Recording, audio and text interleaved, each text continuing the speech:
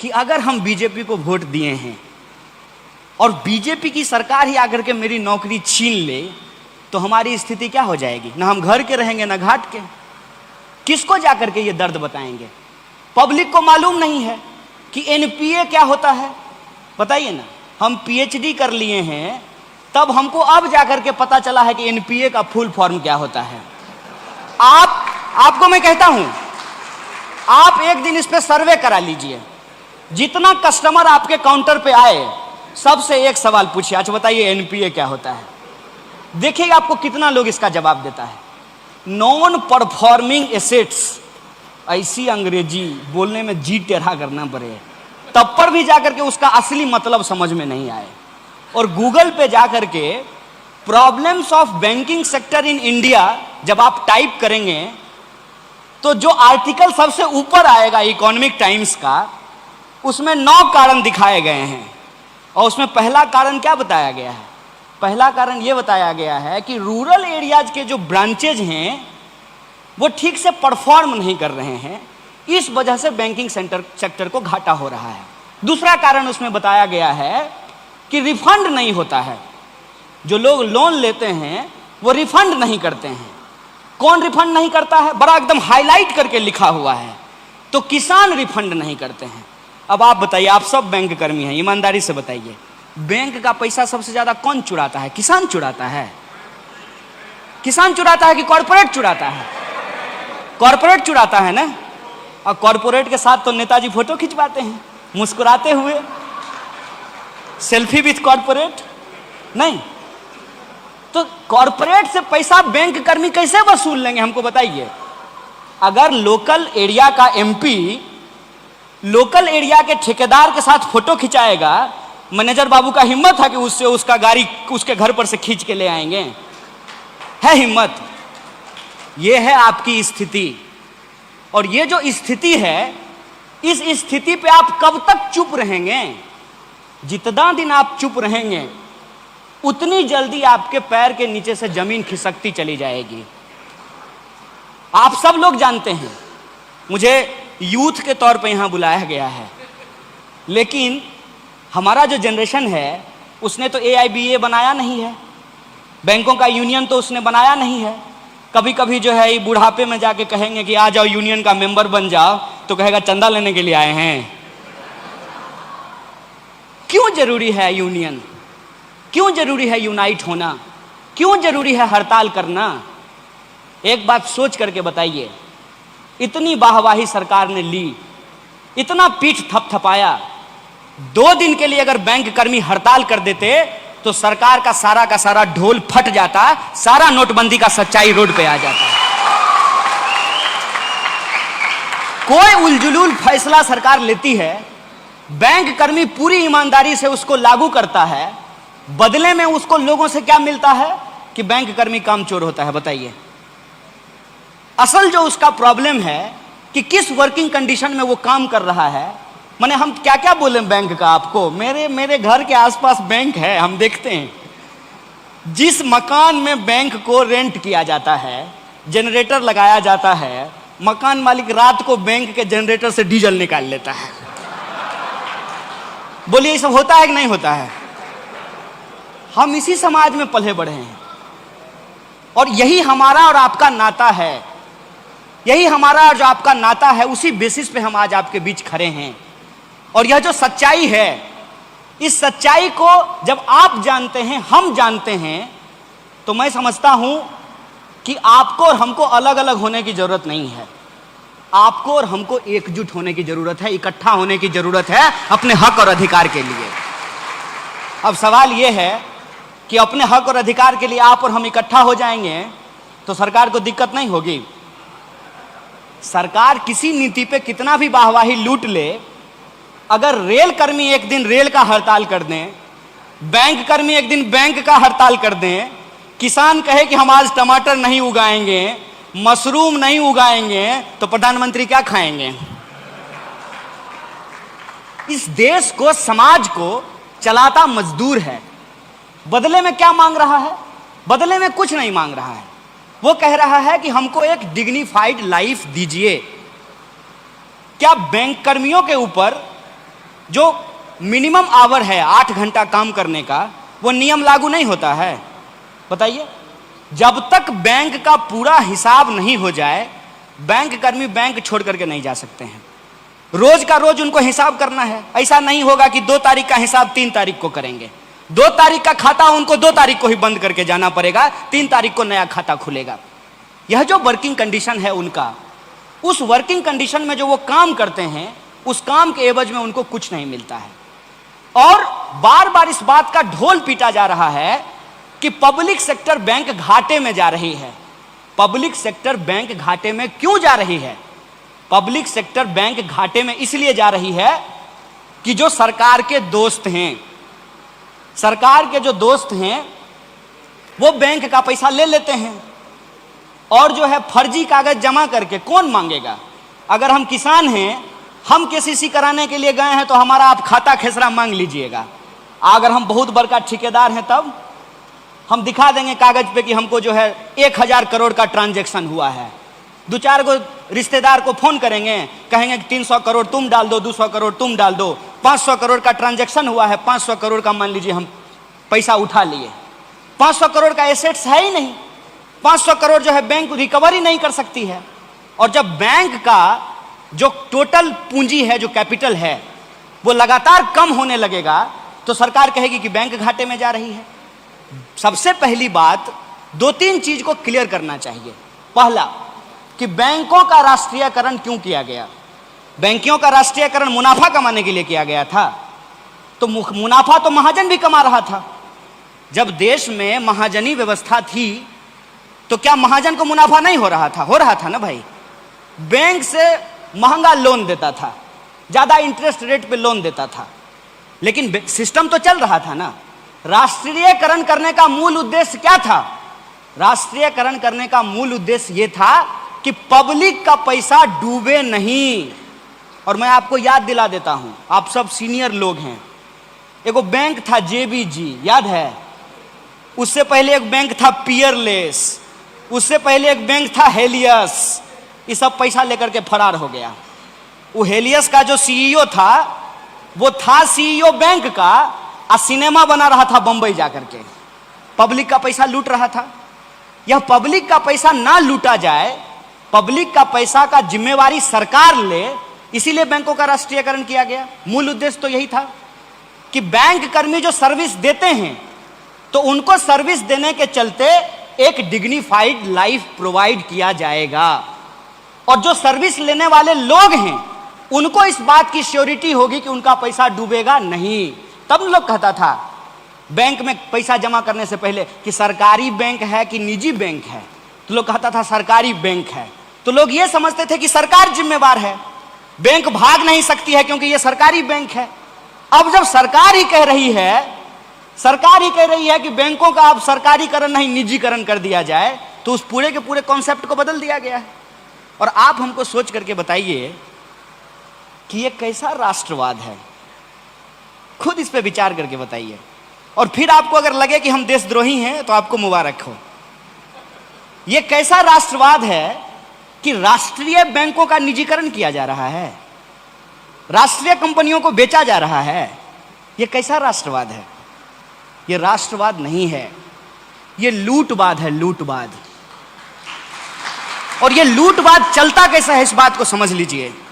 ये लूटवाद एक सिद्धांत से चल रहा है, जिस सिद्धांत का नाम है privatization of profit and socialization of loss. पैसा अगर कॉरपोरेट कमाएगा तो उसका प्रॉफिट है, लॉस होगा तो एनपीए में चला जाएगा। गजब बात है। प्रॉफिट होगा तो आपका निजी है, प्राइवेट है, और लॉस होगा तो पब्लिक का जाएगा। आखिर आप लोग बैंक में काम करते हैं तो आप तो ये बात जानते ही हैं ना कि हम मांगते भी नहीं है तब भी आप हमको एटीएम थमा देते हैं। क्या एटीएम थमा देते हैं भाई? हमको मजा आता है, आपका मुंह देखते हैं सुबह सुबह तो हमको अच्छा लगता है। बताइए, हम लाइन में लग करके अपना पैसा निकालेंगे, इसलिए थमा देते हैं ना कि जबरदस्ती आप हमको सर्विस पकड़ा रहे हैं। लेकिन आज आपकी हालत यह हो गई है, हमको सर्विस देते देते बैंक अब आपको कह रहा है कि तुम भी सर्विस खरीदो। क्या खरीद रहे हैं कि नहीं खरीद रहे हैं? कह रही है ना। बैंक कह रही है 40,000 रुपया अगर आपको तनख्वाह है तो कहती है कि 30,000 रुपया म्यूचुअल फंड में इन्वेस्ट करो। अब म्यूचुअल फंड का प्रचार कितना सुंदर आता है, बड़ा सुंदर एडवर्टाइजमेंट आता है। पहले कहेगा म्यूचुअल फंड सही है और नीचे में लिखेगा कि म्यूचुअल फंड बाजार जोखिमों के अधीन है। अब बताइए, म्यूचुअल फंड बाजार जोखिमों के अधीन है तो बाजार का क्या है? तो बाजार तो कभी ऊपर चले जाएगी, बाजार कभी नीचे चली जाएगी। यह जो बैंक एम्प्लॉय काम कर रहे हैं उनके ऊपर यह टारगेट क्यों दिया जा रहा है कि आपका ब्रांच अगर इतना म्यूचुअल फंड नहीं खरीदेगा, नहीं बेचेगा, या तो आप पहनिए माला या किसी को पहनाइए माला। यही है ना, यही चल रहा है ना। ये लूट है। इस लूट के खिलाफ हम लोगों को आवाज उठाना पड़ेगा। लेकिन याद रखिएगा, लूट के खिलाफ जिस दिन बोलना शुरू कर दीजिएगा ना, तुरंत 5 मिनट के भीतर जो ही आप एक पोस्ट फेसबुक पर लिखिएगा कि तुरंत जो है आपको विकास विरोधी कह दिया जाएगा, तुरंत आपको कामचोर कह दिया जाएगा, तुरंत आपको देश विरोधी कह दिया जाएगा। आजकल एक नया चलन चला है, बात कीजिएगा बैंक का, बात कीजिएगा वित्तीय घाटा का, बात कीजिएगा इकोनॉमी का, तो लोग कहेंगे कि बताओ तुम्हारा 370 पे क्या पोजीशन है। हम बोले अरे यार हमको ये बताओ कि हम बैंक में काम करते हैं, बैंक में काम करने का जो कंडीशन है वो लगातार खराब हो रहा है। बुलाया था हमको पैसा गिनने के लिए, अब कह रहा है कि पैसा अगर बैंक में नहीं आ रहा है तो अपने ही पॉकेट का पैसा गिनना शुरू कर दो। अपने ही सैलरी में से म्यूचुअल फंड खरीदो, इंश्योरेंस बेचो, तरह तरह का काम करवा रहा है। मैं एक उदाहरण और आपको बता देता हूं। आजकल आपका पोस्ट ऑफिस जाना हुआ है कि नहीं हुआ है? नहीं हुआ है। ऐसे ही एक दिन घूमने के लिए चले जाइएगा। पोस्ट ऑफिस में आजकल कोई चिट्ठी लेता देता नहीं है। पोस्ट ऑफिस भी बैंक की तरह काम कर रहा है। एक प्रश्न आप सोच करके बताइए कि अगर बैंकिंग सेक्टर को घाटा हो रहा है, राष्ट्रीय बैंकों को मर्जर करने की जरूरत है, राष्ट्रीय बैंकों का निजीकरण करने की जरूरत है, राष्ट्रीय बैंकों को बंद करने की जरूरत है, तो फिर सरकार पोस्ट ऑफिस को बैंक क्यों बना रही है? सोचें इस बात को, क्यों बना रही है? इसलिए बना रही है कि एन केन प्रकारेण आपके पास जो पैसा है, आपके पॉकेट में जो सेविंग मनी है, उसको निकाल करके कॉरपोरेट की चरण वंदना में उसको डाल देना है। यह मूल उद्देश्य है। और बाजार किन नियमों पे काम कर रहा है? जिस गति से आपकी सैलरी बढ़ती है उसके दुगने स्पीड से महंगाई बढ़ता है। ये जब बैंक में काम करते होंगे आपके जो लीडर हैं तो उनको पूछ लीजिएगा कि कितना सैलरी मिलता था और उनका जो लाइफ स्टैंडर्ड था और आपकी जो भी सैलरी है उसका जो लाइफ स्टैंडर्ड है उसको मिला करके देख लीजिएगा तो आपको लगेगा कि सरकार सैलरी क्यों बढ़ाती है। जब एक हाथ से सैलरी दे करके दूसरे हाथ से ले लेगी तो सैलरी का मतलब क्या है? एक तरफ आपका 7th पे कमीशन लागू कर दिया गया, अब दूसरी तरफ जो है जो सब्जी 12 रुपए में मिलती है वो अब 112 रुपए में मिलने लगेगी, तो उस सैलरी का क्या मतलब है? जो घर पहले 3 लाख रुपया में मिलता था वो घर अभी 30 लाख रुपया में मिलता है, तो सैलरी बढ़ाने का क्या मतलब है? और आप लोग तो इकोनॉमी पढ़ते हैं ना, बैंक कर्मी है, इकोनॉमी डील करते हैं। जब महंगाई बढ़ती रहेगी और महंगाई को चेक करने के लिए कोई पॉलिसी नहीं होगा तो आपकी सैलरी कितनी भी बढ़ जाए आपकी वही हालत होगी 28 तारीख की जो इनकी हुआ करती थी, उसमें कोई फर्क थोड़ी आने वाला है। तो लेकिन आपका कैश तो किसी भी तरीके से मार्केट में निकालना है, तो 50 रुपया का नवरत्न तेल तो सब नहीं खरीद सकता है, तो 50 पैसा का खरीद सकता है ना। तो कहा कि नवरत्न तेल अब बोतल में नहीं सैसे में मिलेगा, सैसे में। यही आज बैंकिंग सेक्टर के साथ किया जा रहा है। एक तरफ कह रहे हैं कि बैंकों को वित्तीय घाटा हो रहा है और दूसरी तरफ अपने ही एम्प्लॉय को प्रेशराइज कर रहे हैं, एरिया मैनेजर और उससे पता नहीं कौन कौन बड़का बड़का मैनेजर साहब सब होते हैं। वो कह रहे हैं कि तुम्हारे ब्रांच का मिनिमम प्रॉफिट अगर तुम टारगेट नहीं पूरा करो, बताइए हम दवाई बेच रहे हैं, एमआर हैं हम लोग, कि अगर टारगेट नहीं पूरा करेंगे तो आप हमारे ब्रांच को बंद कर दीजिएगा।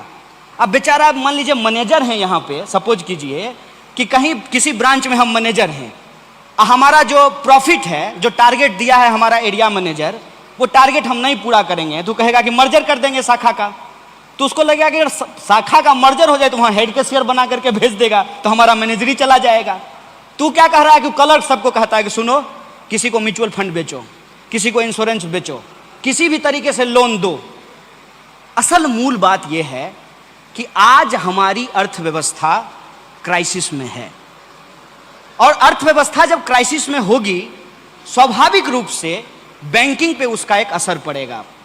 इसीलिए आज बैंकिंग की जो लड़ाई है, बैंकिंग सेक्टर को जो बचाने की लड़ाई है, वो एक कॉम्प्रिहेंसिव लड़ाई बन गया है। हमको अलग अलग होकर के नहीं, मिल करके ये लड़ाई लड़ना पड़ेगा, और तमाम तरीके का बदनामी का खतरा उठाते हुए, चाहे हमको कुछ भी कहा जाए, हमको अपने हक और अधिकार के लिए लड़ना पड़ेगा।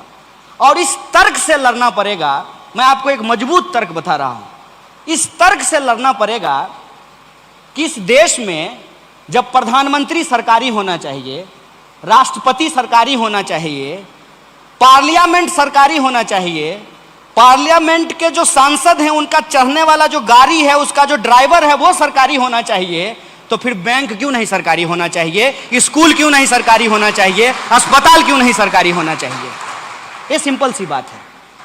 तो जब देश आजाद हुआ, तो आजादी के बाद हिंदुस्तान को एक वेलफेयर स्टेट बनाना था, और वेलफेयर स्टेट बनाने की दिशा में बैंकों का राष्ट्रीयकरण एक माइलस्टोन वर्क था।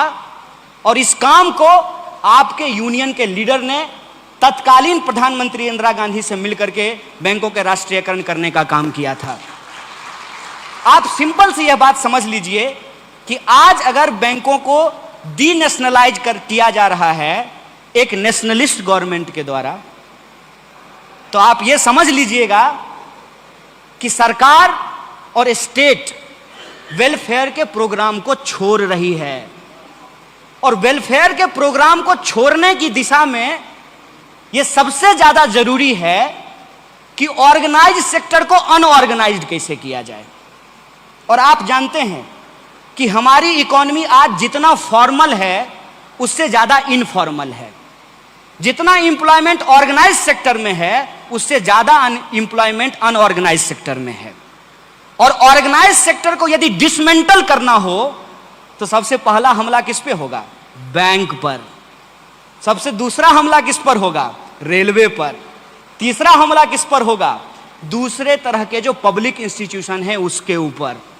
इसीलिए आज बैंकों को बचाने की लड़ाई दरअसल सिर्फ और सिर्फ बैंक को बचाने की लड़ाई नहीं है। यह लड़ाई संविधान की वह मूल भावना जिसमें यह कहा गया है, जिसका मूल उद्देश्य यह है कि हम सब सिटीजन हैं, और हम सिटीजन होने के चलते सरकार को सर्विस के बदले टैक्स देते हैं। हमारा और सरकार का क्या संबंध है? एक इंडिविजुअल का स्टेट के साथ क्या रिलेशन है? हम सरकार को टैक्स देते हैं, स्टेट बदले में हमको सर्विस और सिक्योरिटी प्रोवाइड करती है। जब सरकार हमको बदले में सर्विस और सिक्योरिटी नहीं प्रोवाइड करेगी तो हम बताइए हमारे टैक्स देने का क्या मतलब है? इसीलिए इस आइडिया को तोड़ने के लिए, इस आइडिया को डिस्ट्रॉय करने के लिए, वेलफेयर स्टेट के उस कॉन्सेप्ट को डिसमेंटल करने के लिए आज ऑर्गेनाइज सेक्टर के ऊपर अटैक किया जा रहा है। इसीलिए बैंकों को बचाने की लड़ाई इस देश में पब्लिक सेक्टर को बचाने की लड़ाई है, और वेलफेयर स्टेट के उस कॉन्सेप्ट को बचाने की लड़ाई है जिसमें सिटीजन के लिए उनका सिटीजनशिप का राइट सबसे इंपॉर्टेंट होता है। उस राइट टू सिटीजनशिप को बचाने की लड़ाई है। इसीलिए मैं जब आज आपके बीच खड़ा हूं तो एक सिटीजन की जिम्मेवारी के साथ खड़ा हूं। मैं किसी पॉलिटिकल पार्टी के रिप्रेजेंटेटिव के तौर पर नहीं खड़ा हूं। और यह बैंकों की जो बचाने की लड़ाई है, मैं अगर यूथ होकर के सोचूं तो ये हमारे भविष्य को बचाने की लड़ाई है। इसीलिए हम तमाम अपने जो यूथ एम्प्लॉय हैं उनसे हम ये अपील करना चाहते हैं कि एक बात याद रखिएगा, हमारे दादा अगर आम का पेड़ नहीं लगाते तो हम आम खा पाते? ये लोग अपनी उम्र आज बिता चुके हैं। आज पूरा का पूरा जीवन हमारा है, पूरा का पूरा जो फ्यूचर है वो डार्क में आज हमारा है। इसीलिए खास करके मैं यूथ एम्प्लॉय को अपील करना चाहता हूं, you must aware about your right, and our first important and essential right is to be organize. Right to organize is our constitutional right, we have to protect it. और यह जो organisation है, इस organisation के importance को समझिए, और organised होकर के जब आप अपने हक और अधिकार के लिए लड़ेंगे, स्वाभाविक रूप से आपके ऊपर तरह तरह का आरोप लगाया जाएगा. मेरे ऊपर भी आरोप लगाया गया जिसकी चर्चा कर रहे थे. मैं उस सफाई में आपसे कुछ नहीं कहना चाहता हूं, मैं सिर्फ एक बात कहना चाहता हूं. मैं इतना बड़ा आदमी हूं क्या? बताइए, देश में थंबिंग मेजॉरिटी की सरकार है. मैं तो चुनाव हार गया हूं. 300 से ज्यादा लोगों ने उनको एमपी बना करके दे दिया है. कई राज्यों में उनकी सरकार चल रही है, और जहां सरकार नहीं होती है वहां एमएलए खरीद करके सरकार बना लेते हैं. इतना पावरफुल लोग हैं, और हम खुल करके, पूरी ईमानदारी से खुल करके इनके खिलाफ बोलते हैं. इसलिए बोलते हैं कि हम इनके खिलाफ नहीं हैं, हम अपने हक और अधिकार को समझते हैं, हम इस देश की महत्ता को समझते हैं, हम बैंकिंग और जो पब्लिक सेक्टर है उसके इंपॉर्टेंस को समझते हैं. अगर हम कुछ गलत किए होते तो हमको छोड़ देते. थोड़ा तो लॉजिकल होकर के सोचिए ना. अरे सही आदमी को तो ये लोग छोड़ते नहीं है, गलत आदमी को छोड़ देते हैं. बात यह है कि हमको डर नहीं लगता है. पता है क्यों? जिस निर्मला सीतारामन का नाम अभी लिया जा रहा था, वो हमारी ही यूनिवर्सिटी से पढ़ी हैं, लेकिन उनके आंख में पानी नहीं बचा है.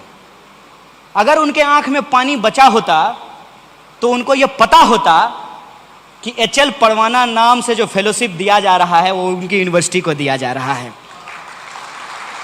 तो वो सरकार की प्रशंसा में खड़े हैं, हम सरकार की आलोचना के लिए खड़े हैं, क्योंकि हम ये जिम्मेवारी समझते हैं कि कल को जब इतिहास लिखा जाएगा तो हमारा नाम बिकने वालों में नहीं, लड़ने वालों में लिखा जाएगा. उस लड़ाई के लिए हम खड़े हैं. और सर्टिफिकेट चाहिए क्या किसी से? सर्टिफिकेट नहीं चाहिए. सर्टिफिकेट हमेशा जो है वो समाज देता है. उसी समाज से आपको काटा जा रहा है. मैं आपसे यह नाता और रिश्ता जोड़ने के लिए आया हूं, क्योंकि मैं ये जानता हूं कि आप किस कंडीशन में काम कर रहे हैं.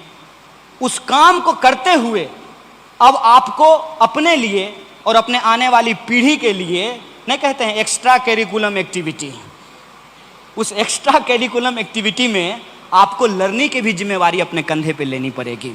और इस लड़ाई में आप मजबूती से आगे बढ़िए. हम पूरी हिम्मत से, और हमारी जितनी ही ताकत है, हम बहुत बड़ा आदमी नहीं हैं. वो कहानी आप लोग सुने होंगे जंगल में आग वाली. जंगल में आग लगी तो बड़े बड़े जानवर भाग रहे थे. एक कोयल अपने चोंच में पानी भर करके आग बुझाने की कोशिश कर रही थी. बड़े बड़े जानवर हंसने लगे, बोले तुम्हारी छोटी सी चोंच से क्या हो जाएगा? तो कोयल ने कहा कि तुम्हारा नाम आग लगाने वालों में और हमारा बुझाने वालों में लिखा जाएगा. मुझे इस बात का कोई गर्व नहीं है. मुझे इस बात का कोई गर्व नहीं है. हम कहाँ हैं, हम कितना सीट जीते हैं, देश में हमारी हालत क्या बची है, इस बात से मुझे फर्क ही नहीं पड़ता है. मैं सिर्फ ये जानता हूं कि आपकी लड़ाई यदि सही है, आपकी लड़ाई यदि हक की लड़ाई है, आपकी लड़ाई यदि न्याय की लड़ाई है, तो हम आपके तरफ खड़े हैं. हम इतिहास में सही किनारे पे खड़े हैं, और जब हम सही किनारे पे खड़े हैं तो इस लड़ाई को हम लड़ेंगे. वक्त चाहे जितना भी लग जाए, हम इस लड़ाई को जीतेंगे. बैंक को बचाएंगे, देश को बचाएंगे, संविधान को बचाएंगे. इसी शपथ और संकल्प के साथ मैं अपनी बात को खत्म करूंगा. शुक्रिया. इनकलाब जिंदाबाद, मजदूर एकता जिंदाबाद.